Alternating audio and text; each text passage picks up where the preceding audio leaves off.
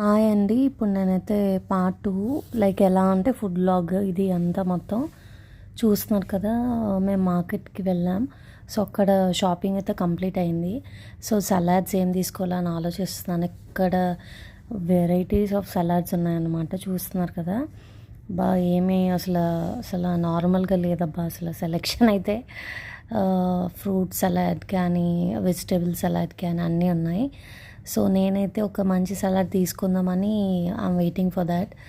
So మా husband అయితే మంచి salad with vegetables and olives ఉన్న సలాడ్ అయితే తీసుకున్నామండి, 2 సలాడ్స్.